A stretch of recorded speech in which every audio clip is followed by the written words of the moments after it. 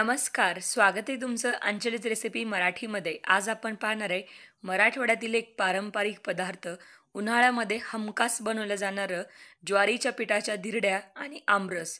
हा अतिशय प्रसिद्ध पदार्थ आहे आणि मराठवाड्यामध्ये हमखास बनवला जातो. अतिशय चविष्ट आणि अगदी झटपट होणारा हा पदार्थ आहे. तर चला मग आपण रेसिपीला सुरुवात करूया. तर ज्वारीच्या धिरड्या बनण्यासाठी आपल्याला लागणारं साहित्य इथे मी वाटीचं मेजरमेंट ठेवलंय. 1 वाटी आपल्याला ज्वारीचं पीठ वापरायचंय. जे नॉर्मल भाकरीचं पीठ असतं त्याच पिठाचा आपल्याला वापर करायचा आहे. त्याचबरोबर इथे साधारणतः या चमच्यानी मी 2 चमचे गव्हाचं पीठ यूज केलेलं आहे. म्हणजे जे आपलं पोळीचं पीठ असतं, चपातीचं पीठ, ते पीठ आपल्याला इथे यूज करायचं आहे. त्याचबरोबर आपल्याला तिसऱ्या वाटीमध्ये इथे मी बेसन पीठ घेतलेलं आहे. याला डाळीचं पीठ पण म्हणलं जातं आणि साधारणतः 1.5 चमचा या चमच्यानी आपण इथे हे बेसन पीठ घेतलेलं आहे. चवीनुसार आपल्याला इकडे मीठ वापरायचं आहे आणि एक छोटा अर्धा चमचा आपण इथे जिरंपूड वापरलेली आहे. साधारणतः 4 ते 5 लसणाच्या पाकळ्या अशा ठेचून घ्यायच्या आहेत आपल्याला. तर लसूण ऑप्शनल आहे, नसेल आवडत तर अवॉइड करू शकता. लसूणच्या जागी तुम्ही इथे कांदा बारीक चिरून सुद्धा वापरू शकता. आता एक कांदा घेतला आहे. कांद्याचं बूड काढून घेतलेलं आहे आपण आणि तो सोलून घेतलेला आहे.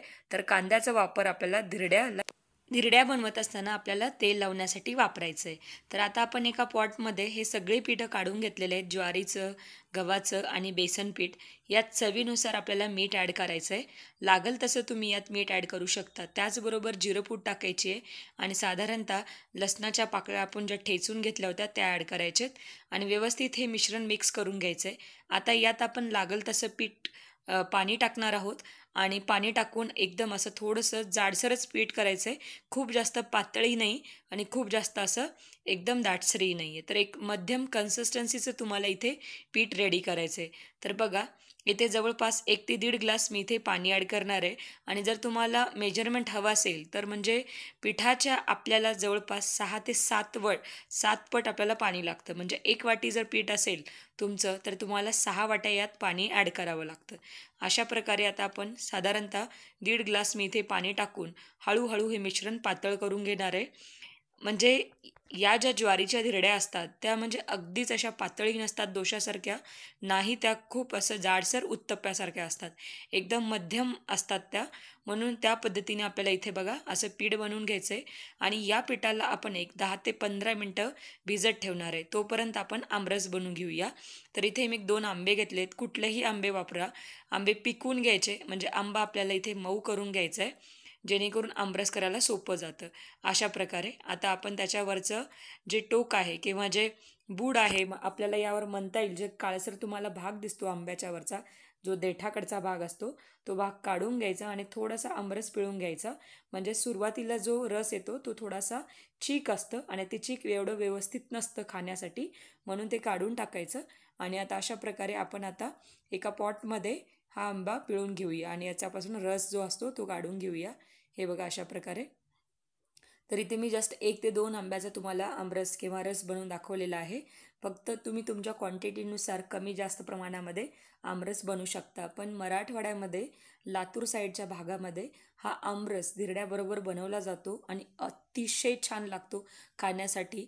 ज्वारी ही थंड असते आणि आंबा थोडासा जरी गरम असला तरी ज्वारीच्या ज्या धिरड्या असतात त्या थंड असतात. तर हे कॉम्बिनेशन अगदी जबरदस्त असतं. तर तुम्ही नक्की ट्राय करून बघा. आता आपण यावर जे आंब्याची साल होती तेही थोडंसं ओपन करून घेऊया आणि अगदी चिमूटभर मीठ टाकून असं असं कालवून घ्यायचं. म्हणजे जेणेकरून यात थोडाफार रस असेल तर तोही निघून जाईल आणि अगदी थोडंसं पाणी यूज केलं आहे. हवं असेल तर तुम्ही दूधसुद्धा यूज करू शकता. आणि हा रस जो आहे थोडासा दाटसरच असतो, त्यामुळं खूप जास्त पाणी टाकायचं नाही, नाहीतर मग आमरस थोडासा पानसट होऊ शकतो. तर त्यासाठी असं थोडंसं अगदी पाणी टाकून अगदी प्युअर आपला हा आमरस तयार होतो. आता यात 1 ते 1.5 चमचा मी साखर टाकली आहे. आवडत असेल तर तुम्ही यात वेलची पूडसुद्धा ॲड करू शकता. आता आपण एखाद्या रवीच्या साह्याने किंवा असं विक्सच्या साह्याने थोडंसं हलवून घेऊया, जेणेकरून यात गाठी वगैरे असतील तर त्या निघून जातील आणि आमरस एकदम स्मूथ होईल. हवं असेल तर मिक्सरच्या भांड्यात टाकून तुम्ही हे ग्राइंड करून अगदी स्मूथ पण बनवू शकता. पण असाच रस छान लागतो खाण्यासाठी. आता आपण हा वाटीभर रस झाला आहे आपण काढून घेऊया आणि इकडे आता आपलं जे पीठ आहे 10 ते 15 मिनटं भिजवलेलं आहे आपण, छान भिजलेली आहे. आता मी जो कांदा सोलून घेतला होता आणि त्याचं जे बूड कट केलं होतं, त्याला असा थोडासा चाकू लावला आहे आणि तो तेल लावण्यासाठी वापरणार आहे आपण. आणि इथे एक माझ्याकडे फुलपात्र आहे, त्या फुलपात्राच्या साहाय्याने आपण या धिरड्या करून घेऊया. तर अशा प्रकारे कांद्याच्या साहाय्याने तेल लावलं जातं. ही एक पारंपरिक पद्धत आहे. जर तुमच्याकडे कांदा किंवा वापरण्याची पद्धत नसेल किंवा आवडत नसेल, तर तुम्ही ब्रशच्या साहाय्याने, हल्ली जे बाजारात ब्रश मिळतात त्याचाही वापर करू शकता. तर अशा प्रकारे बघा, अगदी जाळीदार हे ज्वारीच्या पिठाचं हलकं फुलकं धिरडं तयार होतं. अतिशय हलके असतात आणि पचायलाही इतके सोपे की ते खायला जेवढे टेस्टी लागतात तेवढेच हे पचण्यासाठी हलके असतात. आता अशा प्रकारे तुम्हाला ज्या साईजचं धिरडं बनवायचं असेल त्या साईजचं तुम्ही धिरडं बनवू शकता. फक्त तवा जो आहे इथे मी नॉनस्टिकचा वापरला आहे. तर पारंपरिक पद्धतीमध्ये एक उथळ तवा असतो आणि तो लोखंडी तवा असतो, तो तवा वापरला जातो. पण माझ्याकडे नॉनस्टिकचा पॅन असल्यामुळं मी तोच यूज केलेला आहे. आता एक 2 ते 3 मिनटं खालच्या साईडने आपण हे थोडंसं भाजून घेऊया आणि याला पलटून घेऊया. एखादी धिरडं स्टार्टिंगला थोडंसं तवा रुळेपर्यंत मोडलं तरी हरकत नाही, पण खूप छान धिरड्या होतात. अतिशय हलक्या फुलक्या आणि बनवायला इतक्या सोप्या आहेत. सगळं साहित्य घरात अवेलेबल असतं.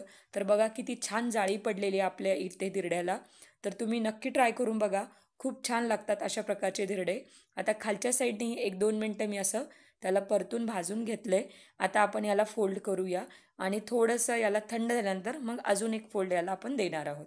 तर आता आपण दुसरंही धिरडं याच पद्धतीने टाकून घेऊया. फक्त धिरडं बनवत असताना लक्षात ठेवा की गॅसची जी फ्लेम आहे ती अगदी मीडियम असावी. खूप जास्त जर गॅस फास्ट ठेवला तर मग धिरडं लवकर करपलं जातं.